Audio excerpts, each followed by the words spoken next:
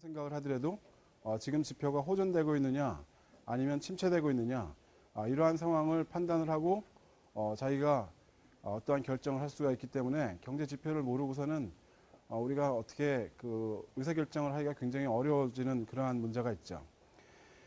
자, 거시경제를 보게 되면 우리가 실물의 흐름과 화폐의 흐름 이러한 흐름들이 있어서 지금 실물과 화폐의 움직임이 어떻게 보게 되면 동일한 크기로 나타나는 거죠. 방향은 반대로. 그래서 이러한 가계와 기업이 요소시장과 상품시장에서 지금 생산 요소를 사고 팔고 상품을 사고 팔고 하면서 지금 이 실물이 움직이고 그 반대 방향으로 화폐가 움직여가는 그러한 모습들을 볼 수가 있다라는 거죠. 그래서 우리는 만약에 재화 공급에 어떠한 그 판매에 문제가 있던가 아니면 소비에 문제가 있던가라고 하게 되면 그 문제의 원인은 어디에 있는가라는 것을 찾아봐야 되는데 어디에 문제가 어떻게 되어져 있는지를 모르게 되면 찾을 수도 없죠. 그리고 지금 요소시장과 상품시장 이렇게 그려놓고 있는데 여러분들이 흔히들 보고 있는 요즘에 연속극처럼 나오고 있는 뉴스를 보게 되면 임금이자 지대 이윤 저런 측면에서 소득주도의 경제성장을 가겠다고 생각을 하는 사람들도 있고 또 다른 측면에서는 기업의 어떠한 생산활동을 더 원활하게 만들어서 경제를 발전시키겠다라고 얘기하는 사람들도 있죠. 어떻게 보게 되면 그놈이 그놈 같아 보이죠. 둘 다 하면 안 돼? 둘 다 해도 되긴 돼요. 둘 다 하자는 얘기는 왜 안 할까요? 그죠? 그러니까 지금 여기에서 소득주도냐 아니면 상품의 판매냐 이러한 것에 대해서도 여러분들이 지금 이러한 흐름 속에서 볼 수가 있게 되는 거죠. 그래서 이러한 것들을 보면 지금 전체적으로 국가 경제가 어떻게 움직여갈 것인가, 어떻게 운영할 것인가 그런 것에 대해서 이해를 하게 되는 경우죠. 잘 신문을 보면서. 그죠? 그래서 지금 이러한 것들을 보면서 우리가 이제 제일 처음에 접하는 게 국민소득인데 국민소득이라고 얘기한다면 지금 그 한 국가 내에서 생산하고 있는 그러한 측면에서 찾아보는 것이 국내 총 생산이에요. GDP라고 얘기를 하죠. 우리가 GDP를 계산하기 전에는 70년대, 80년대 초반 그때까지만 하더라도 GNP를 많이 썼어요. 국민 총 생산이죠. 근데 여기에서는 GDP, 국내 총 생산이에요. 개념이 어떻게 다르냐면 여기서는 한 국가 내에서 생산되고 있는 그러한 상품의 최종 생산물의 가치 이걸 보자는 거죠. 그러니까 여기에서 외국인이 들어와서 지금 그 생산을 하건 상관없이 그 국가 내에서 생산됐던 것들은 다 집계하자 이런 얘기죠. 한국 사람들이 외국에 나가서 생산했던 거는 다 제외시켜 버리는 거예요.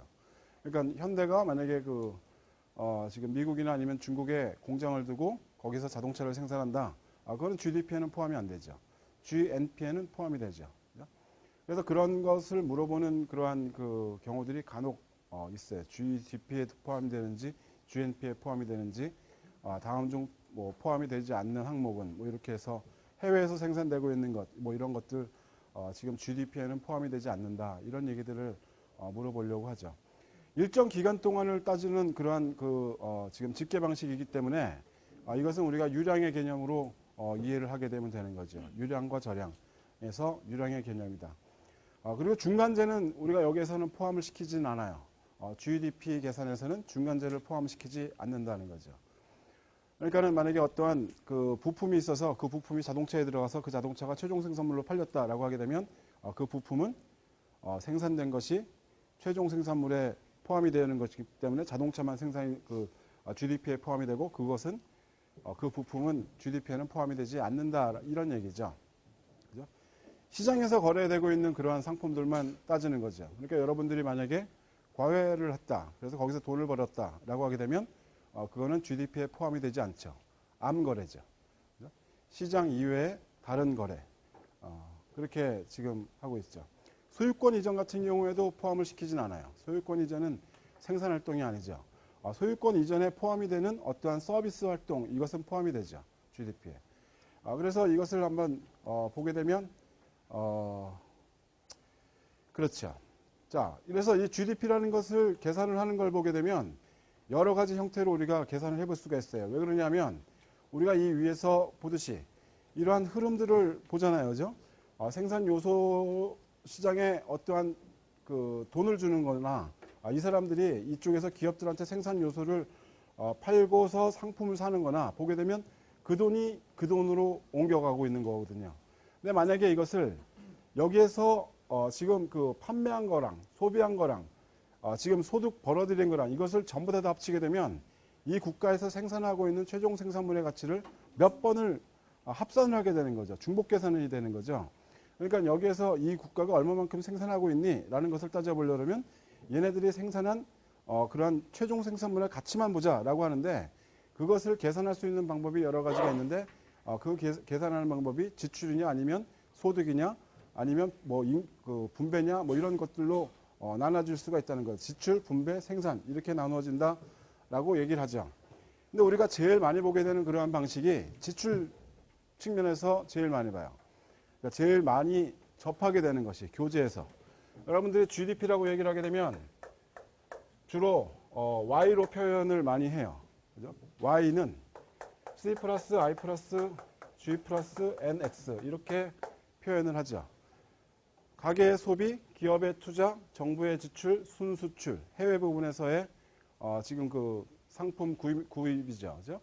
이렇게 계산을 한다라고 하게 되면 우리는 이것을 GDP를 지출 측면에서 지금 계산하고 있는 것으로 이해를 하게 되면 되죠. 이렇게 계산하는 것이나 아니면 사람들이 얼마만큼 벌어들이고 있느냐, 임금, 이윤, 지대 이러한 것들로 계산하는 것이나 아니면 전체 어떠한 그 최종 생산물의 가치, 부가가치의 합 이것으로 계산하는 것이나 값이 같아져야 된다라고 얘기를 하는 거죠. 같아져야 된다라고 얘기를 해요. 그것이 3면 등가의 법칙이라고 얘기를 하고 그래서 우리는 지출 측면에서만 찾아보면 된다라고 하는 거죠. 부가가치의 합 또는 그 최종 생산물의 가치만 우리가 만약에 찾아서 계산을 하려고 하다 보면 상당히 어려운 점들이 많아요. 이것이 얘네들이 판매한 것이 이 기업에서 판매한 것이 중간재로 들어간 건지 아니면 최종 재로 사용이 된 건지 그것을 구분하기가 굉장히 어렵죠. 그러니까 우리가 이 지출 측면에서 찾아보게 되면 제일 편하죠. 너 얼마 썼어? 너 얼마 썼어? 너 얼마 썼어? 하게서 다 합치게 되면 이것이 계산하기가 제일 편해요. 그리고 만약에 이렇게 계산해서 보다 보면 어디에서 어떻게 문제가 있는지를 금방 찾죠. 어떻게? 이쪽에서도 지금 생산하는 것을 보게 되면 가게가 하고 있는 거죠. 여기는 기업이 하고 있는 거예요. 그죠? 여기는 해외 부분이 하고 있는 거죠.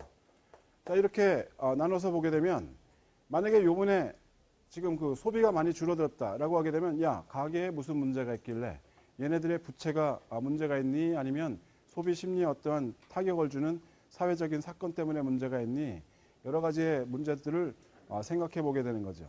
만약에 기업이 투자를 안 해. 그래서 투자가 줄어들었다라고 하게 되면 지난번보다 왜 이번에는 투자가 줄어들었을까?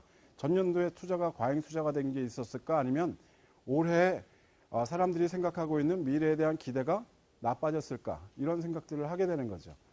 정부 지출 얘기를 하게 되면 정부 지출 만약에 재정이 악화됐다? 어떻게 됐다라고 할 수가 있고 해외 부분에서의 문제가 있다고 한다면 우리 상품의 경쟁력이 문제가 있는지 아니면 원엔 환율에 문제가 생겼는지 환율의 문제인지 해외에서의 경기의 부진인지 이런 것에 대해서 우리가 판단을 하고 국가 경제를 운영하는 데 있어서 큰 그림을 그릴 수가 있게 되는 거죠.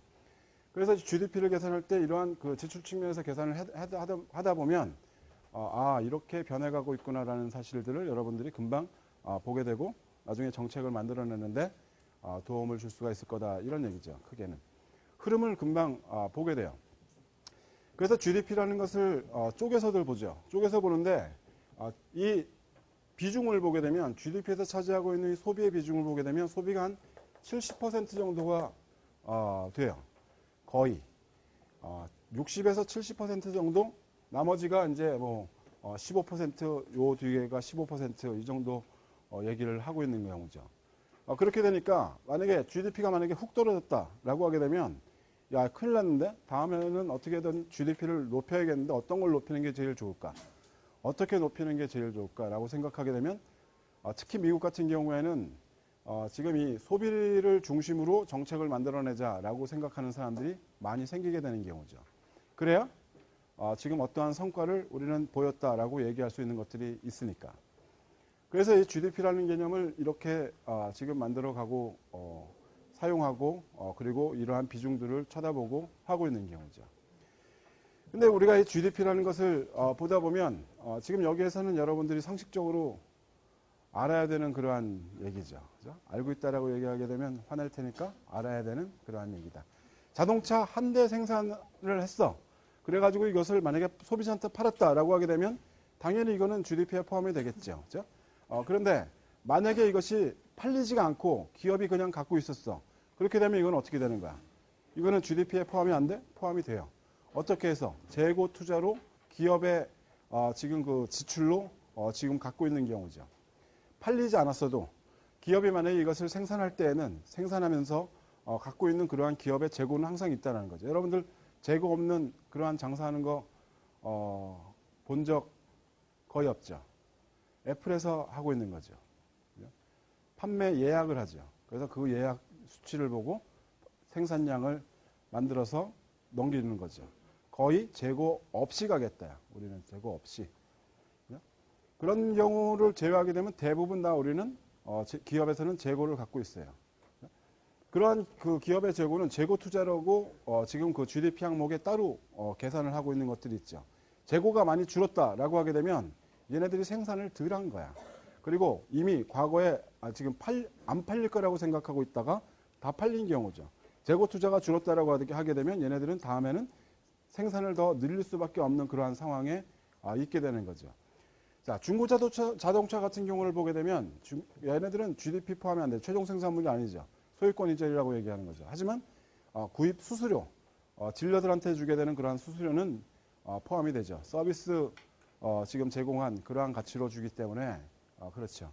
토지나 주택 같은 경우도 지금 그 GDP에 포함이 안 되죠. 그런데 지금 반값 수수료, 지금 뭐 부동산 수수료 반값을 낮추자라고 얘기하는 것, 이거 GDP에는 포함이 된다라는 거죠. 또 한 가지는 우리가 이제 뭐 그 부가가치 합과 아니면 최종재 가치 뭐 이것들을 보게 되는데 부가가치 합이나 최종재 가치나 어떻게 보게 되면 동일해질 수밖에 없는 경우죠. 잘 안 보여요? 밀이 있고 농부가 밀을 만들어서 밀가루를 만들어 가지고 이것을 빵으로 만들어내죠. 그러면 최종 생산물 요것만 지금 잡힌다 이런 얘기죠. 그죠? 여기에서 만약에 밀 만드는데 농부가 500원에 밀을 만들어냈어. 그래서 이것이 700원이 되고 이것이 만약에 1000원에 팔았다라고 하게 되면 부가가치 200 여기에서 300 하게 되면 이렇게 더하면 1000. 그렇죠. 그래서 부가가치 합이나 최종재의 가치 합이나 최종재의 가치나 지금 동일해지는 경우죠. 그래서 지금 이러한 형태로 부가가치 합 또는 최종재의 가치 이렇게 해서 우리가 계산을 하죠. 물론 이런 생각도 할 수는 있죠. 여러분들이 만약에 고등학교 때 뿌렸던 그 밀가루는 어떻게 되는 겁니까? 이거는 거기에서 바로 최종재로 뽑히는 거죠. 집안에서 만약에 밀가루를 사다가 국수를 만들어 먹었습니다. 그러면 그건 최종재로 뽑히는 거죠. 그죠? 이렇게 우리가 지금 그 계산을 하게 된다라는 거죠. 그죠? 자, 근데 GDP를 측정을 하는 데 있어서 상당한 문제를 갖고 있더라는 거죠. GDP 측정하는 걸 보게 되면 한 국가에서 생산하는 것만이야. 그러니까 이 국가에서 생산하는 것만, 이 국민들이 얼마만큼 잘 살고 있냐, 얼마만큼 소득이 높으냐를 보여주기보다는 이 국가에서 얼마만큼 생산활동을 많이 하고 있는지를 보여주고 있는 거죠. 만약에 우리나라에 기업이 하나도 없고 외국 기업이 전부 다 들어와서 생산을 무지하게 하고 있다는 GDP 되게 높아요. 근데 이 국민들의 지금 소득 수준은 굉장히 낮게 나올 수가 있죠. 다 외국인들의 소득으로 넘어가게 되면. 그러니까 GDP는 지금 보여주는 게 생산지표예요. 생산지표죠. 과거에는 GNP를 사용하다가 GDP를 사용했다. 지금 우리가 이제 좀 이따가 보게 될 게 GNP가 있는데 그거는 다시 얘기하죠. 두 번째는 삶의 질적 수준에 대해서는 전혀 보여주질 않고 있는 경우죠. 환경이나 범죄나 아니면 기타 여러 가지 그 질적인 측면에서의 문제들 이런 것들 안 보여주게 되는 게 생산지표 GDP죠. 세 번째는 암시장이나 가사노동 같은 경우가 포함이 안 돼요. 그러니까 암시장이 훨씬 더 규모가 큰 국가 찾아보게 되면 나올 수도 있죠. 남미에 있는 어떠한 국가들은 자신들이 생산하고 있는 농산물보다 지금 마약 생산이 더 많아. 뭐 이런 경우들, 그죠? 그 비중이 굉장히 크다. 한국에서도 지금 그 시장 거래 이외에 있는 어떠한 생산 시장들을 전부 다 지금 그 시장 거래로 바꿔보려고 하는 그러한 노력들을 많이 하고 있죠. 양성화시킨다 그러죠. 암시장을 양성화시켜서 얘네들을 지금 그 시장에서 거래할 수 있도록 만들어보자 라고 생각했던 것들. 과거에 사채시장이 그랬죠. 사채시장이 있었는데 그 사채시장이 점점 커졌어. 무지하게 커요.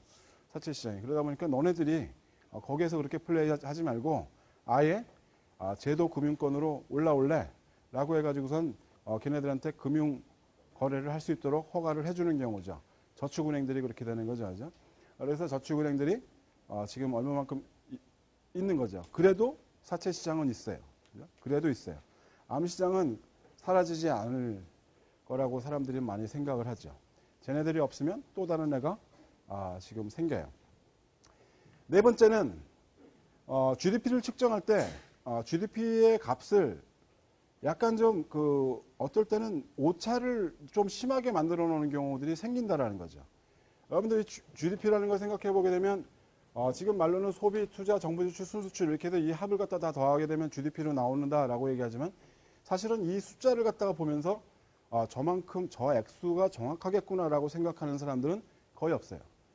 저렇게 됐겠구나라고 생각하는 거지 저 액수 액면 그대로 사람들이 믿진 않죠. 그런데 이것을 측정을 하면서 우리가 어떤 것을 보냐면 얘네가 얼마만큼 변했니? 전년 대비. 전년 동기 대비 얼마만큼 변했니? 라고 생각하게 하는 거 많이 보죠. 여러분들 신문 보다 보면 전년 동기 대비 0.몇 % 증가, 감소 뭐 이런 얘기들 하죠. 전년에 2014년도에 1분기에 1월부터 3월달까지의 소비 지출이 올해 1월부터 3월달까지의 소비 지출과 비교를 하게 되면 얼마만큼 변화했다라고 생각하면 작년보다 올해가 어떻게 달라졌구나 이런 비교를 할 수가 있게 되죠. 거기에 의미가 더 있어요. 그런데 그것마저 지금 오차가 발생될 수밖에 없는 게 내구재 때문에 문제가 생기는 경우들은 있죠. 내구재라고 하게 되면 한 번 물건을 사게 되면 상당히 오랜 기간 동안 쓰는 거죠. 여러분들 대부분 다 그렇게 쓰고 있죠. 핸드폰도 한 번 사게 되면 한 5, 6년 정도 쓰지 않죠. 그죠? 그게 문제죠. 그죠? 과소비예요. 과소비. 내구재라고 생각하기보다는 액세서리 바꾸는 식으로 여러분들이 많이 바꾼다 그러면 그런 경우죠. 가방. 나 같은 경우에는 그런 물건들이 되게 많아요. 한 번 뭘 사면 10년은 써야지 돼요. 그렇지 않으면 가슴이 아파요. 이런 경우죠. 이거는 15년 됐어요. 2000년에 샀어요. 14년 7개월 정도 됐겠구나. 그죠? 좀만 지나면 15년 차죠. 내구재 같은 경우에는 어떻습니까? 여러분들 가구 같은 경우가 그렇죠. 가구나 뭐 이런 것들 오랫동안 집안에서 갖다 놓고선 쓰고 있는 것들 보게 되면 경기가 좋으면 지금 한번 바꿀까? 바꿔요. 경기가 안 좋으면 어떻게 됩니까? 그냥 쓰던 거 계속 써. 그런데 우리는 이 내구재라는 것을 소비활동은 계속 하고 있는 거야. 그죠? 소비활동은 계속 하고 있는 거야. 내구재를 계속 쓰고 있거든. 근데 그거는 내구재 판매가 됐던 그 시점에서만 GDP에 지금 잡혀요. 그렇게 되면 10년 동안 쓴다고 생각하게 되면 저걸 쪼개서 생각하게 되면 지금 그 해에 썼던 거에 10분의 1을 매년 나눠서 GDP에 측정을 해서 집어넣는 게 어떻게 보면 합리적이라고 우리가 생각할 수가 있겠죠. 근데 그렇게 할 수가 없죠. GDP를 갖다가 우리가 계산할 때는.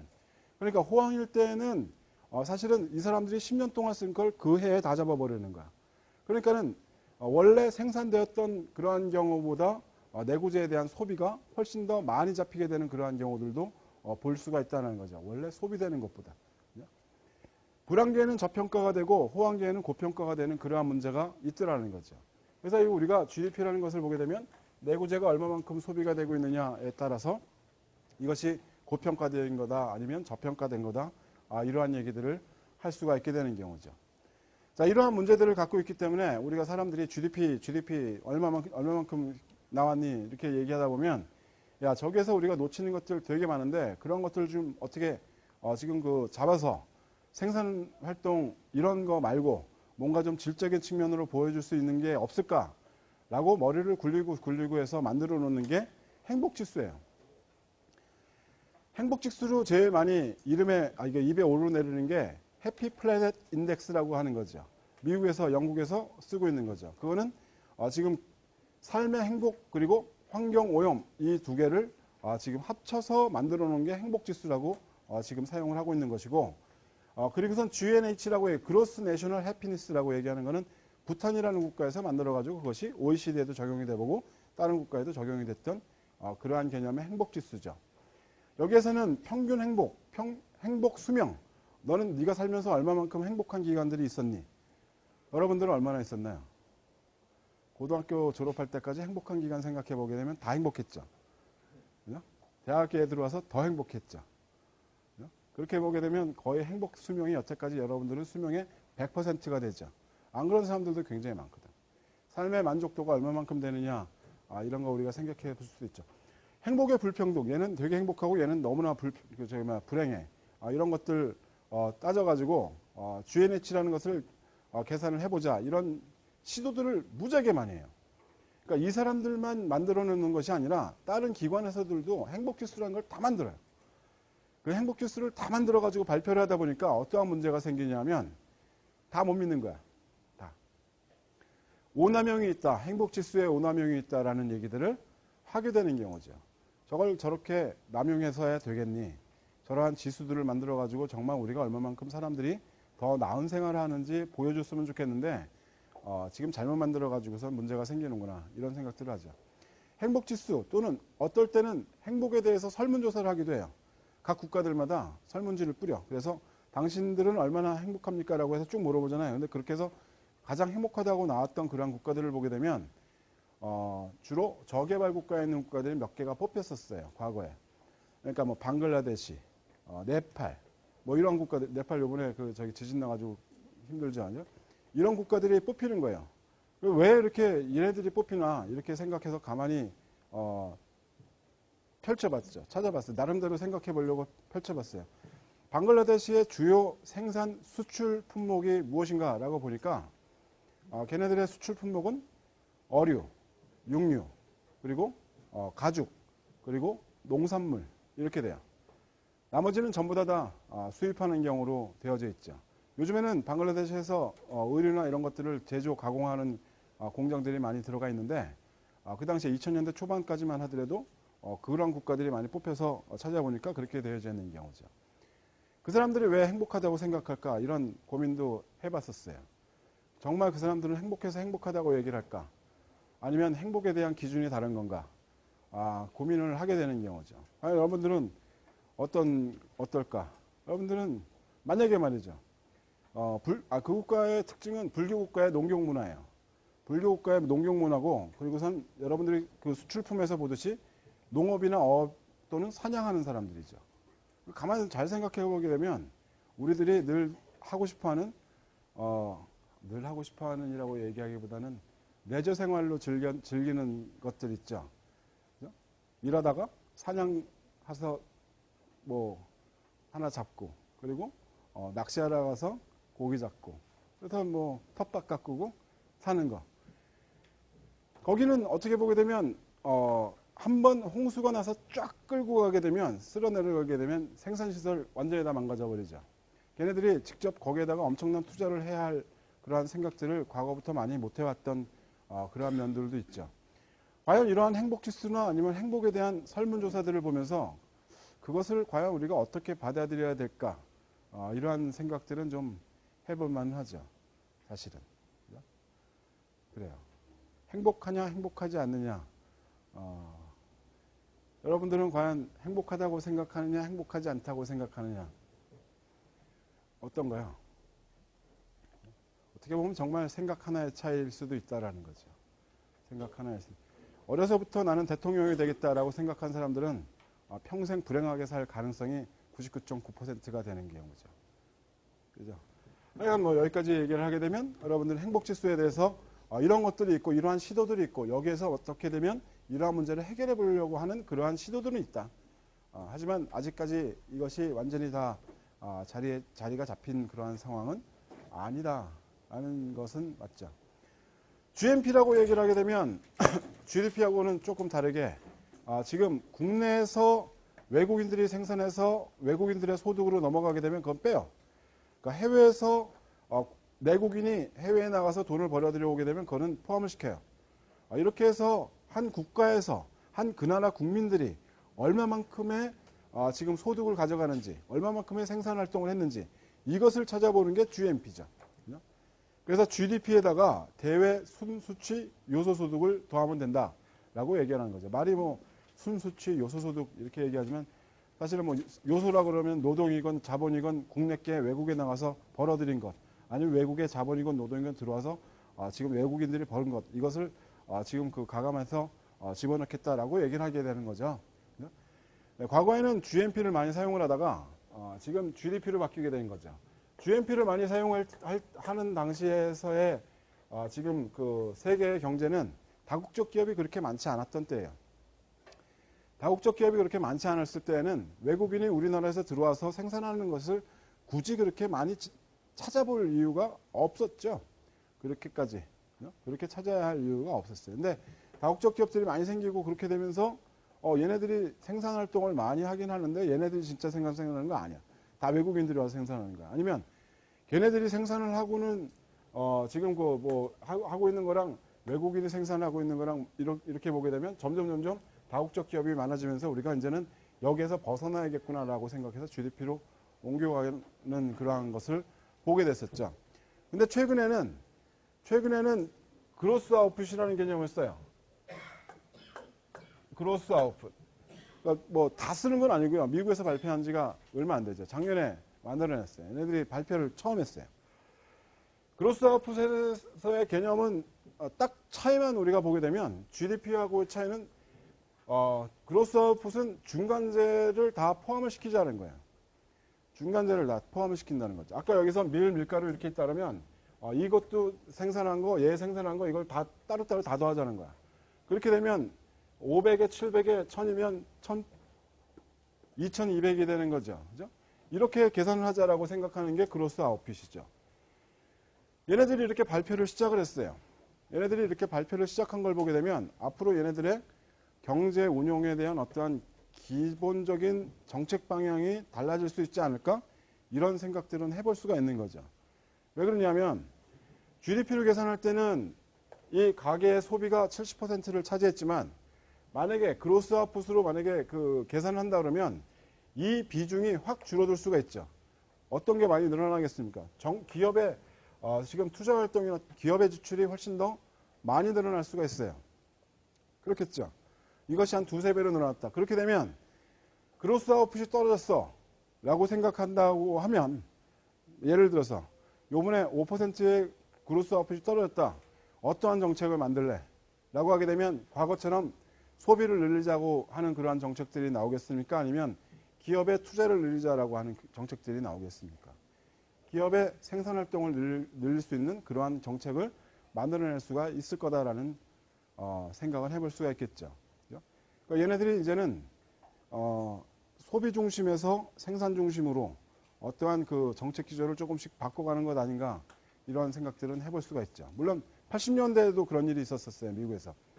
그때도 미국의 경기가 침체되었던 상황이었고 거기에서 벗어날 때 공급량을 어떻게든 늘려볼 수 있는 그러한 방법들을 생각했었는데 이번에도 지금 그 미국의 경기 침체가 있고 난 다음에 얘네들이 이런 것들을 만들어내고 지금 발표하고 하는 것들을 보게 되면 얘네들이 이제는 기업의 생산을 훨씬 더 중요하게 다루겠구나 이런 생각들은 해볼 수가 있는 거죠. 그렇게 되면 어떻게 했냐 이런 거죠. 여러분들이 만약에 나중에 직장생활이나 뭐 이렇게 하면서 과제를 받을 때 말이죠. 과제를 받을 때 해외에 어떠한 국가들이 기업 지원 정책이 어떤 것이 있는지 찾아서 갖고 와봐라 이렇게 얘기가 나오잖아요. 그건 진짜 힘들어요.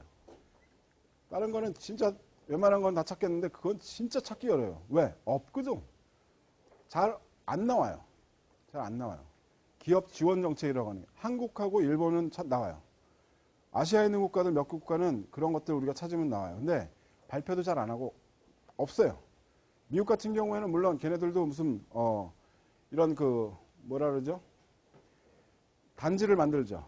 그래서 산학연이 한꺼번에 들어가 있는 그러한 단지들을 만들어서 거기에서 지금 뭐 연구부터 생산까지 다 될 수 있도록 환경을 조성해 주죠. 끝이에요. 근데 우리처럼 그 정도까지의 정책들은 아니었어요. 근데 지금은 달라질 수가 있다라는 거죠. 그렇게 되면 미국의 어떤 기업의 경쟁력이 지금보다는 훨씬 더 높아질 가능성이 있다라는 얘기죠. 그죠? 정신 바짝 차리고 잘 생산을 해야 되는 그러한 거죠. 한국 같은 경우에는 어떤 생산단지 있잖아요. 생산자들이 지금 통태우고 놀고 있는 생산단지 무지하게 많거든요. 근데 그런데 어떤 식이냐면 오게 되면 지금 땅을 평당 50만 원에 줄게요. 이래요. 50만 원, 30만 원에 드리고 그리고 부가세 법인세 면제 몇 년 동안 그리고 몇 년 동안은 50%만 받겠다 이렇게 얘기를 하고 지금 기업을 유치하려고 각 지방자치단체에서 지금 혈안이 되어 있죠. 근데 기업이 지자체들이 워낙에 그런 경쟁이 심해가지고 기업들은 좋지만 안 가려고 그러죠. 안 가요. 사람들이 없거든. 사람을 구하기가 굉장히 어려워요. 그러니까 산골짜기에 어떤 산업단지 만들어놨다고 거기로 오라고 거기서 생산하라 그러는데 사람은 어디서 구해? 그 사람들이 거기서 어떻게 살 거야? 이런 것들 생각하게 되면 굉장히 어렵죠. 그래서 정주학 환경을 잘 만들어 놓고 다시 오라 그래요. 그래도 안 가요. 그래도 못 믿겠다 이런 거거든요. 그 동네에 대학이 없거든요. 그러면 사람들을 구할 수가 없어. 이런 문제점들이 굉장히 많죠. 근데 미국에서 만약에 그런 식으로 한다 그러면 굉장히 위협적이라기보다는 이 생산의 어떠한 능력들이 과거보다는 훨씬 더 강하게 지금 드라이브를 걸 수 있는 그러한 여건이 되지 않겠는가라는 생각을 하죠. 지금은 이제 그 GDP, GNP 그걸 넘어서 GNI로 보게 되면 GNI는 소득 지표예요. 이 국가가 과연 얼마만큼 벌었냐. 한 국가가 벌어들인 소득, 복지 또 이런 수준을 나타내려고 한다라는 거죠. 근데 여기에서 차이점은 교육 조건 변화에 따른 무역 손익 GNP에다가 교육 조건 변화에 따른 무역 손익을 지금 합산하는 것이 다죠. 여러분들 교육 조건이 변했다라고 생각하게 되면 어떤 거냐면요. 아주 간단해요. 아주 간단하죠. 우리는 무엇을 사와야지만 하냐면 에너지를 사와야지만 해요. 원유군, 뭐건 에너지를 사와야 되죠. 우리가 주로 판매하는 거는 반도체, 자동차, 조선 이거죠. 이걸 사오고 이걸 팔고 이걸 사오는 거죠. 그죠? 근데 이것의 가격이 만약에 오르고 얘의 가격이 떨어지게 되면 똑같은 1톤의 에너지를 사올 때 반도체 판매하는 그러한 수량이 엄청나게 많이 달라지죠. 그죠? 자, 이렇게 되면 과거에는 1톤을 사오는데 반도체 1000개였다라고 할 때 지금 만약에 1톤을 사올 때 가격이 올라서 반도체를 1500개를 만들어서 줘야 된다라고 하게 되면 우리의 지금 그 무역 손익은 손실이죠. 더 많이 줘야 되는 거 아니야. 똑같은 거 가져오는데. 이런 것들을 지금 다 합산을 해서 보자라고 하게 되면 이 국가의 어떠한 소득 측면에서의 지금 그 생산활동 뭐 이런 것들 복지 수준 이런 것들을 볼 수가 있게 된다라고 얘기를 하는 거죠. 그래요. 이것이 좋아지는 경우들도 있어요. 반도체 가격 같은 경우는 여러분들 왜 네이버에 열어보게 되면 필라델피아 반도체 지수 이렇게 있죠. 필라델피아 반도체 지수를 보게 되면 우리가 그 움직임에 따라서 팔고 사고 하게 되는 거죠. 그거 보고 반도체에 내가 투자를 해마라 이런 생각들을 하죠. 주식 같은 것들을 여러분들 하지 마세요. 주식은. 네, 그런 것들을 보다 보면 그렇죠. 주식을 하려면 여윳돈이 있어야 돼. 여윳돈이 없는데 주식을 하게 되면 이렇게 되죠. 주식에서의 가장 큰 문제는 심리적인 상태예요. 심리적인 상태라서 내가 안정적으로 언제든지 배팅할 수 있는 그러한 여윳돈이 있으면 안 잃어요. 근데 그렇지 않고 내가 만약에 몰리기 시작하게 되면 힘들죠. 제일 무서운 게 greed and fear라고 얘기하죠. 욕심과 공포. 그러니까 주식을 샀다가 내가 이거 올라가고 있는데 더 올라갈 것 같은 욕심. 거기서 멈추지 못하는. 떨어지는데 지금 다시 올라갈 걸 생각을 못하고 무서워서 달달달달달 떨다가 파는 그러한 경우. 그러한 경우가 나타나게 되는 게 지금 그 심리 상태가 자기가 재산 상태가 줄어들게 되면 점점 그렇게 되는 거죠. 그래서 없어도 되는 돈 이거 아닌 다음에는 주식하면 안 되는 거죠. 여러분들 그래서 페이퍼 트레이딩 해봤어요? 간혹가다 그런 거 안 시켜봐요? 페이퍼 트레이딩 하면 다 따요. 거기서 일면 진짜로 정말로 재능 없는 사람이죠. 근데 페이퍼 트레이딩 하고 난 다음에 너 진짜로 네 돈 갖고 해봐 라고 해서 주잖아요. 그러면 다 이래요. 주식 얘기를 내가 왜 했죠? 필라델피아 반도체 지수. 그래서 이런 것들 우리가 보다 보면 우리는 항상 그런 것에 많이 노출되어져 있는 그러한 상황이죠. 조선이나 이런 것들도 사실은 그러한 면이 상당히 강하다 이렇게 볼 수가 있죠. 자, 그 다음에 이제 우리가 물가라는 것을 한번 보죠. 물가. 생산하는 것들을 보겠으면 GNP, 뭐 GDP, GNI, 그리고 그로스 아웃풋 이렇게 해서 봤으면 이제 물가라는 걸 보자 이런 거죠.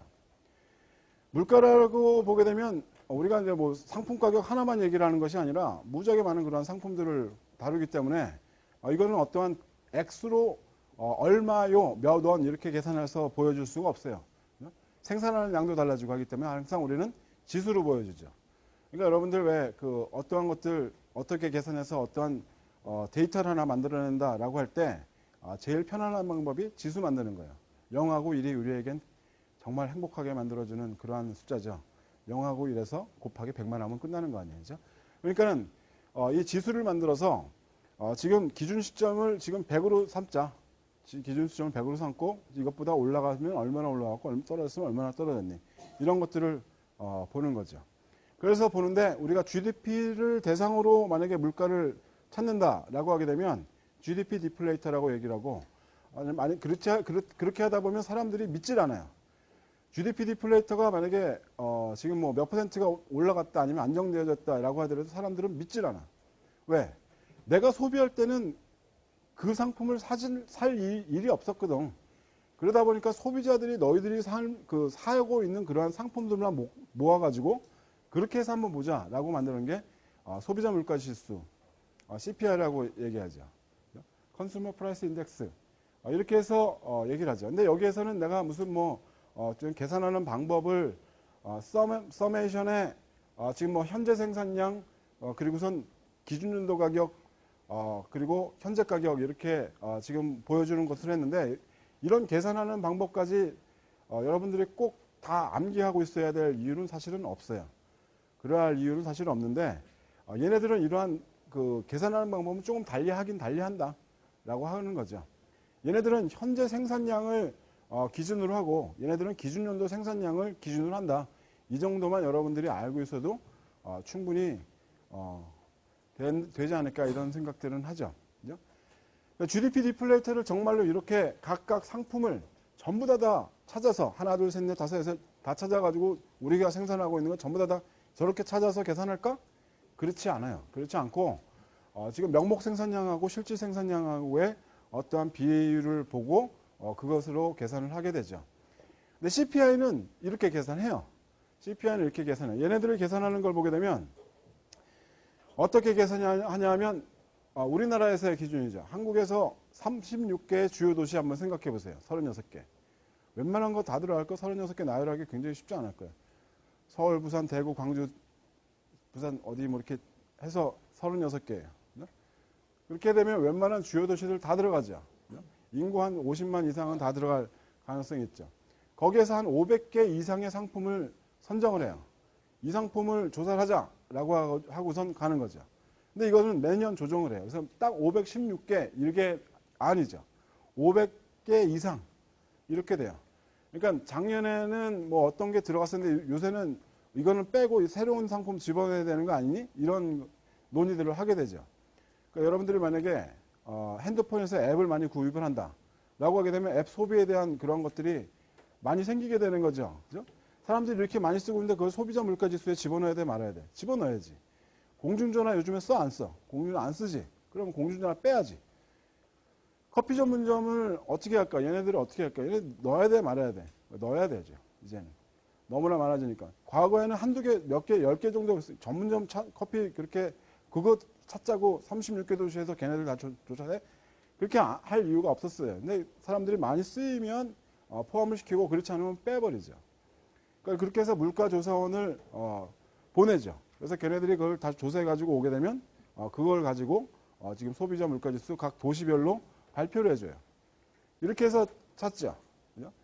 근데 이것도 사람들이 싫어요. 뭐야? 500개 넘는 상품? 여러분들이 내가 지금 소비하고 있는 거 가만 보게 되면 500개 안 돼. 500개 돼요? 기껏해야 짜장면, 짬뽕 같은 거나 이런 거나 먹고 앉아있지? 그리고 안 그래요? 뭐 이렇게 뭐 이렇게 한다고 해도 많이 차이 안 난다고. 몇 개 안 된다고. 그러니까 핵심 물가지수 따로 뽑아서 할까? 이렇게 보게 되고 정말로 사람들이 야 물가는 떨어졌다고 하는데 나는 이렇게 장 볼 때마다 왜 이렇게 물가가 오른 거야? 야채 농산품만 따로 해? 장바구니 물가지수 따로 만들어 보자. 이렇게 해서 지금 물가지수를 여러 개로 만들어주는 경우죠. 그러니까 사람들이 통계청에서 발표하는 것들을 사실은 얘네들이 거짓말까지는 그렇게 심하게 안 해요.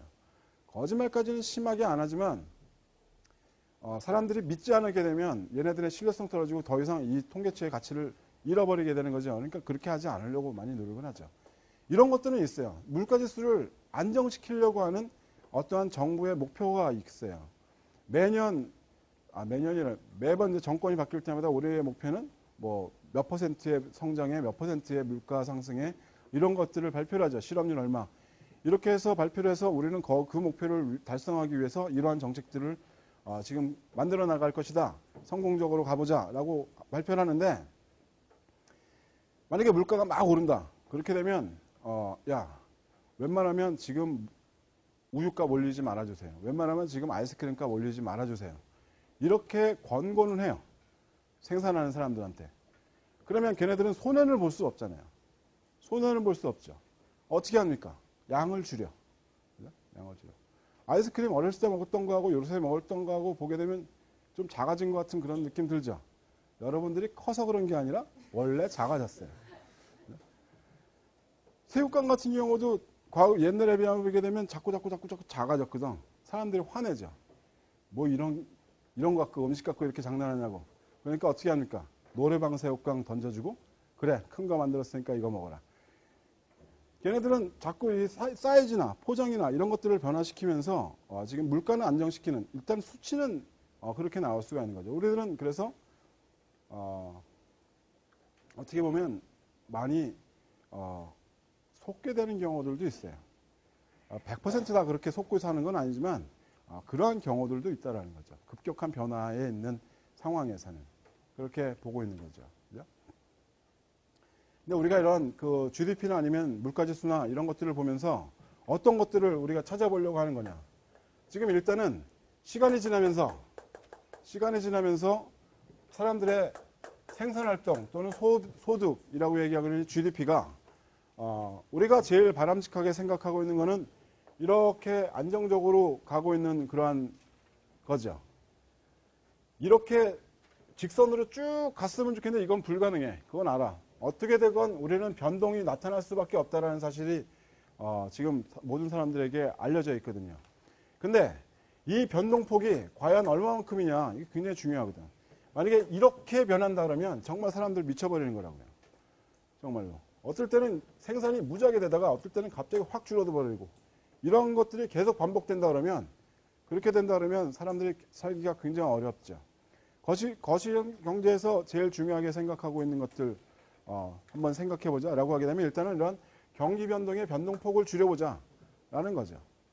경기 변동의 변동폭을 줄이려고 한다 그러면 어떠한 정책들이 필요할까? 생산이 만약에 이렇게 과열된 생산이 있다. 투자가 만약에 이렇게 과열되어 있다 그러면 어떻게 이것을 좀 줄일 수가 있을까? 만약에 이렇게 침체되고 있다라고 한다면 어떻게 사람들의 이러한 생산활동, 소비 지출의 감소를 좀 늘려볼 수가 있을까? 이런 것들을 지금 회복하게 만들어 볼 수 있는 그러한 정책들을 계속해서 생각을 하고 있는 경우죠. 최근 들어서 경기가 조금 나아지는 그러한 사인들이 많이 보인다 그러죠. 그래서 어떤 사람들의 얘기로는 내년 8월 달까지는 경기가 계속 회복되는 상황으로 가지 않을까 이렇게 기대하고 있는 사람들도 있다고 얘기를 해요. 물론 그 얘기를 100% 믿진 않지만 이러한 어떠한 추세 한번 타잖아요. 어떠한 추세 한번 타게 되면 그것이 꺾이는 게 그렇게 쉽진 않아요. 그것이 꺾이는 게 쉽진 않아요. 만약에 대형 사건이 한 번 더 터졌다. 네오로 같은 게 한 번 나왔다라고 하게 되면 그러면 또 문제가 달라질 수는 있죠. 그죠? 그 당시에도 사실은 경기가 좀 나아지는 듯한 모습을 보이긴 보였었어요. 근데 어떠한 그런 사건들 하나 있다든가 아니면 외국에서 어떤 문제가 한번 빵 하고 터지게 되면 지금 이러한 그 상승 추세가 갑자기 막히게 되는 그러한 경우들도 있죠. 근데 이 GDP 이렇게 계산해서 사람들이 얘기하잖아요. 그럼 사람들이 잘 안 믿는 경우들도 있어요. 어떻게 해서 안 믿느냐. GDP를 계산하는 걸 잘 생각해 보자. 지금쯤이면 어떤 게 나오냐면 2014년도에 국내 총생산의 가집계치가 나와요. 그러니까 확정치도 아니고 예상치예요. 이 정도가 될 걸라고 하고 보여주는 거죠. 그렇게 해서 나오게 된다면 3개월 텀이 있는 거죠. 3개월 텀이 있는 거야. 최소한 4개월, 5개월 좀 지나봐야 2014년도에 GDP가 얼마나 있는지 확정치가 나와요.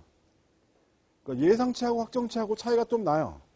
그렇기 때문에 우리는 항상 과거의 것만 보고 있는 거죠. 그래서 흔한 얘기로 이런 이런 농담들도 많이 하죠. 경작자하고 쓰레기 치우는 사람하고 경기 판단하라고 던져주게 되면 이쪽이 더 잘 맞춘다는 거예요. 이 사람들은 그때부터 경작자들은 그때부터 지표들 찾아보려고 하고 막 하고 그러는데 다 과거 거 갖고 얘기를 하고 있죠. 이 사람들은 어떤 걸 봅니까? 매일마다 집 앞에 나오는 쓰레기 양을 봐요. 여러분들 왜 추석이나 아니면 명절 지나고 난 다음에 집 앞에 재활용 보게 되면 이만큼 쌓여있죠. 그거 보면 작년보다 좀 줄었네 늘었네 이 사람들은 금방 한다는 얘기죠. 그게 훨씬 더 빨리 한다는 거예요. 이 집계하는 것보다. 그렇다고 해서 우리가 이것을 버릴 수가 있느냐? 버릴 수가 없어요. 버릴 수가 없어요. 의미가 없느냐? 의미는 있어요. 과거에 우리가 어떠한 잘못을 했는지 되짚어 볼 수 있는 그러한 것도 되고 어떠한 추세에 있다고 한다면 거기에서 연장선을 그어서 예측도 가능은 하긴 해요. 대충 완벽한 건 없죠. 그죠?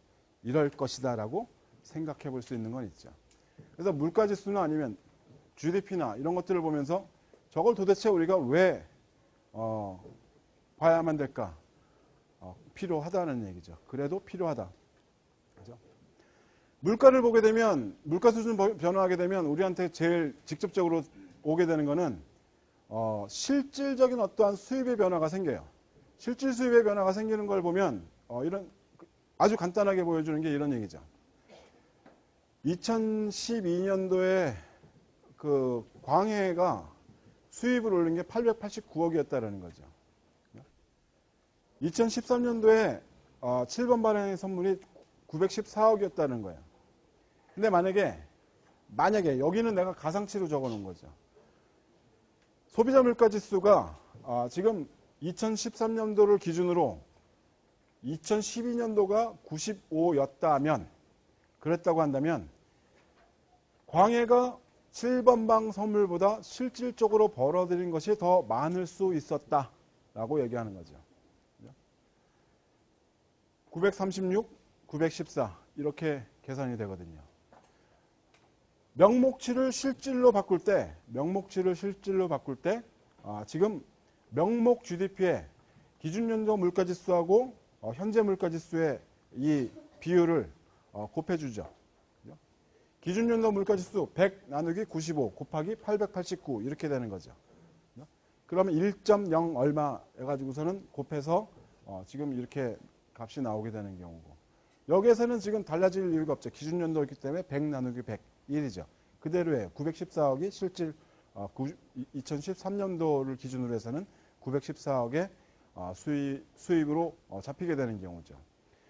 그래서 우리가 항상 어떠한 일들을 봅니까? 매년마다 연봉협상을 하죠. 연봉협상을 하는데 물가 상승이 어느 정도가 된다라고 하게 되면 그 정도의 물가 상승은 감안해주는 그러한 임금 인상을 원해요. 명목 임금 인상이죠. 그렇게 되면 실질 임금은 그대로죠.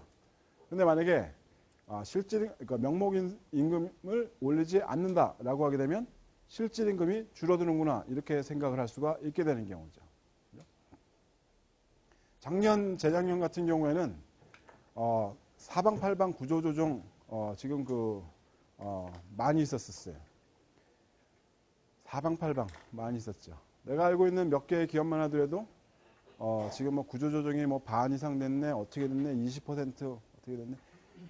임금을 20% 줄이는 걸로, 명목 임금을 20%를 줄이는 걸로 했던 그러한 기업들도 상당히 있고요.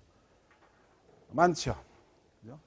만약에 그대로만 뒀다고 하더라도 우리는 실질 수입은 줄어들 수가 있다. 만약에 물가가 계속 올라간다면 그렇게 되는 거죠. 그죠? 그러니까 과거에 내가 뭐 이런 얘기 했었죠. 1980년대 초반에 임금이 얼마? 27만 원. 대기업 초봉. 그때 지금 그 당시에 그 대학 등록금 40만 원 수준. 지금 270만 원, 400만 원 수준. 거의 비슷하게 이렇게 오게 되는 경우죠. 만약에 말이죠. 만약에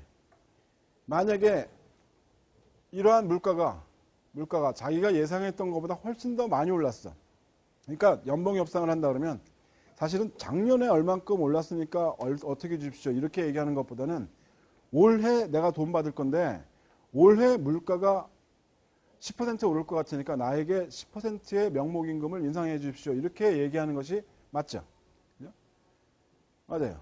근데 대부분 우리는 어떻게 계산을 하냐면 작년에 5% 올랐으니까 올해도 5%로 생각을 하고 계산을 하게 되는 경우들이 대부분이죠. 5%를 올려줘. 근데 그것보다 훨씬 더 물가 상승률이 더 높았다라고 하게 되면 실질임금은 더 떨어지는 거죠. 실질임금이 떨어지게 되면 누가 이익을 볼 수가 있느냐? 누가 이익을 볼? 기업에서는 이윤이 더 높아지는 거죠. 왜? 요소 시장의 임금 지급이 더 낮아지는 거니까. 그렇게 되겠죠. 기업의 이윤이 더 많아지게 되면 얘네들은 투자를 할 가능성이 훨씬 더 높아지죠. 그렇게 해서 계속 이어져 오게 되면 한 해씩만 계속해서 그렇게 가게 되면 우리는 그 다음에는 뭐 또 다시 몇 퍼센트의 임금 인상이 갈 수가 있어요. 근데 그 다음에 또 예상보다 더 높은 물가 상승률이 나왔다고 얘기하게 되면 계속해서 지금 그 기업에게는 혜택이 가게 되고 이윤이 더 늘어나게 되는 거고 노동자의 실질 소득은 계속해서 줄어드는 그러한 결과들을 우리가 보게 되죠. 그러한 것들이 반복되었던 그러한 시절이 70년대 시절이 그랬었다라는 얘기죠. 70년대 시절이 그 당시에는 급성장하는 그러한 시기였기 때문에 그랬다 이런 얘기예요. 그죠?